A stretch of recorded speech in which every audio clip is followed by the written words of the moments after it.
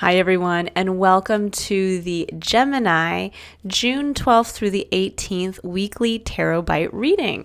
This is I Am Illuminated Tarot, a place for you to better connect with and illuminate your own personal spiritual importance. So hi, everyone, and welcome. This reading is meant to be a quick what I call a mini reading, about 10 minutes or less, where we're going to dive a little deeper into the theme for the week that came up in the collective reading. So if you're interested in watching the full reading, that is up on my channel to view.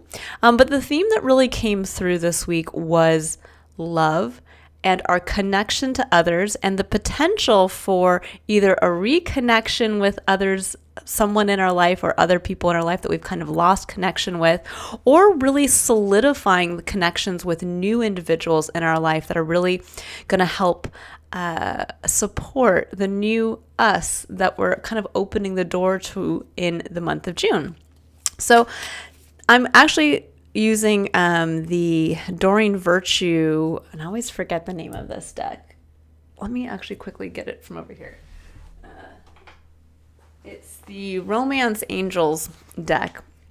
And I don't work with this deck often, but I feel like this is a great deck to work with when we're specifically looking at relationships. So we're going to see, Gemini, what message wants to come out for you this week, so you can really have that point of focus to keep in mind around connections with loved ones in your life as they come in.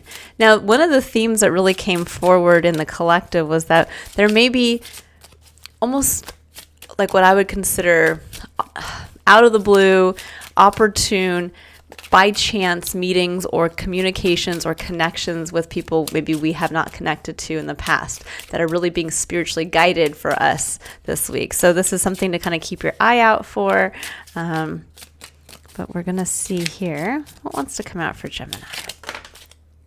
Okay, so we have two that came out, one face down and one face up. So let's take a look. What came out face up is give your relationship a chance, work on your partnership. Always a great one. And then what came face down was forgiving and learning. It says, as you release and heal the past, you experience more love in the present moment. And I really feel that for some of you, this could be kind of a week where maybe old themes, old fears, old maybe frustrations that are tied to a past relationship, potentially in love. But this can also be, if we're not looking at romantic love, this could be any relationship where we really have that close connection. It could be in work. It could be a friendship. But there's something here around the potential for a new relationship to really go deeper, especially with the partnership quality here where it says work on your partnership.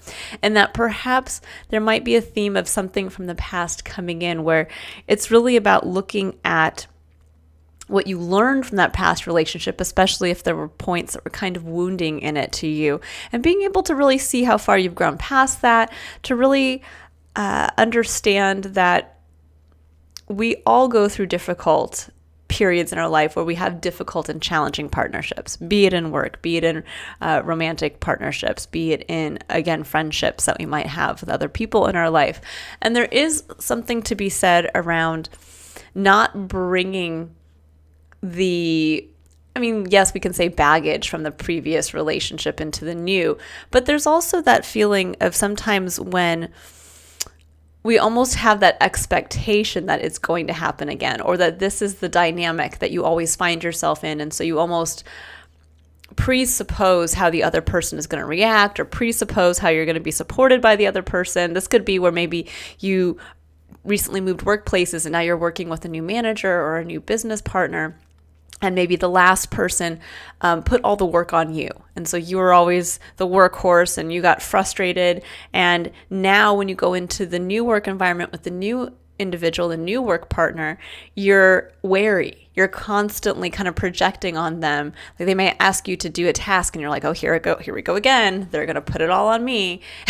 And it's like, maybe this person's just trying to see what you're capable of, or maybe the person is simply just asking you to take on a task and they have absolutely no desire to put all the work on you.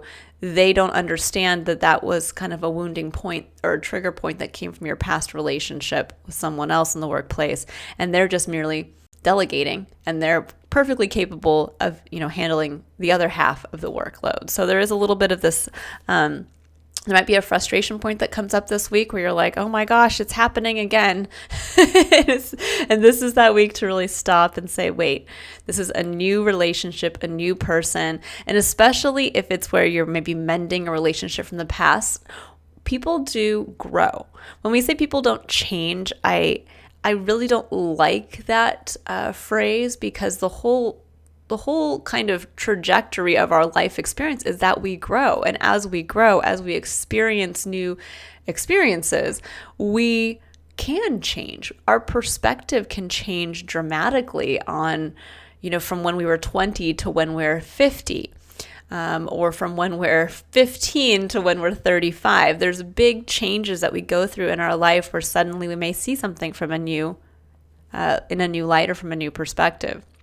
So really, this is that week to kind of give that person, whether they are a new person in your life or whether they're an old person coming back in, really give them the benefit of the doubt that whatever was in the past between you and someone else or between you and them perhaps has a chance to be very different in this relationship in the present moment. Because I really like how that says, as you release and heal the past, you experience more love in your present moment, which is beautiful.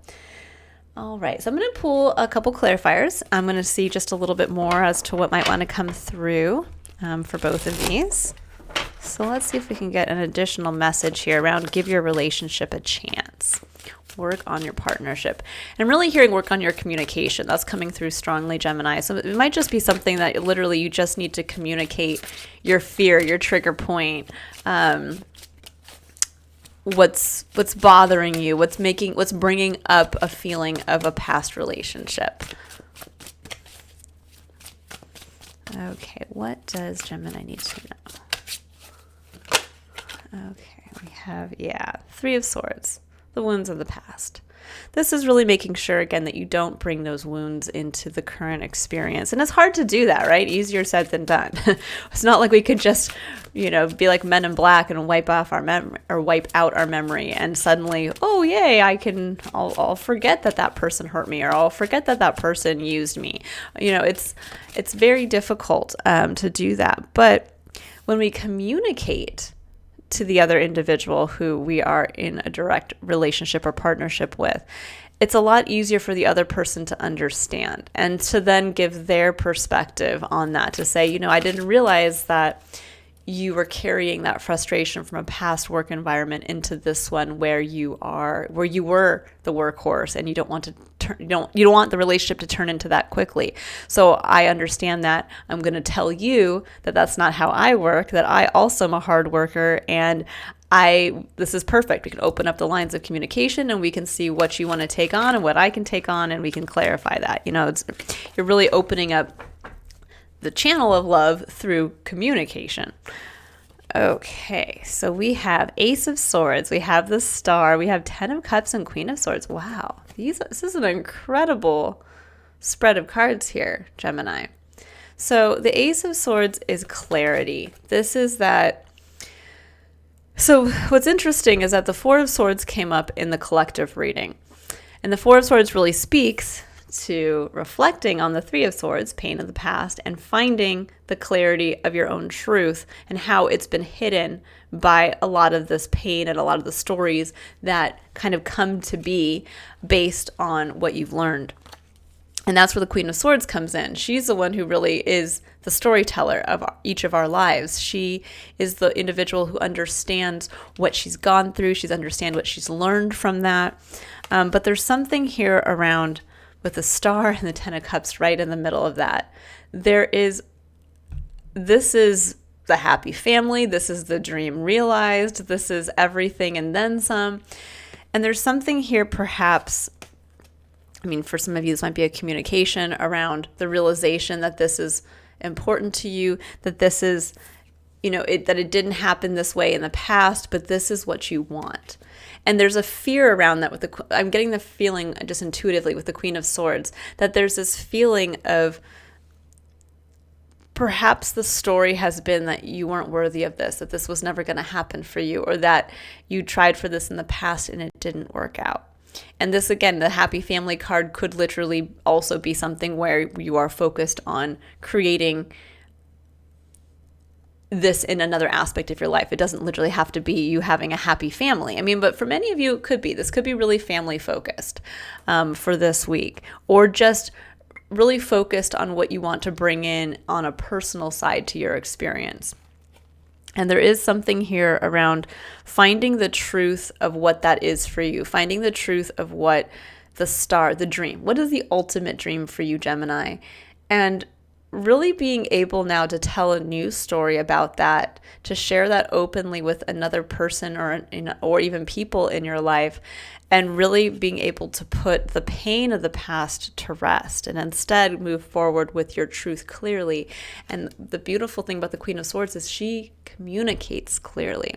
She is very well aware of being able to express the dream, express the heart's desire, express the realization of the truth of the self, and maybe how a part of you has been very much hidden behind that pain of the past. Maybe this could be a week where you might admit vulnerably how much you have not shared with another individual in your life because of this. That's just coming through intuitively. So I'm going to leave it there since we're a little bit over on time, but this is a week to really share the dream, share from an emotional place, and really take a look at where you might be bringing the past into the present relationships and how you can communicate with someone in your life to really help move past that so that you can get to this beautiful place of the Star and the Ten of Cups that's waiting for you. That's an incredible energy. All right, I'll leave it there, Gemini. I hope you all have a wonderful week. If you'd like to watch your full reading for the month of June, I do have a tarot scope up for each sign on my channel, and you can check that out. Otherwise, I will see you all for next week's weekly Tarot Bite reading. If you'd like to book a reading, a personal reading, you can click on the link in the description box below to visit my website to see a list of my services. And I do appreciate every subscriber, and comment. So please, if you'd like to engage with my channel, I greatly appreciate that. All right, bye everyone. Have a great week.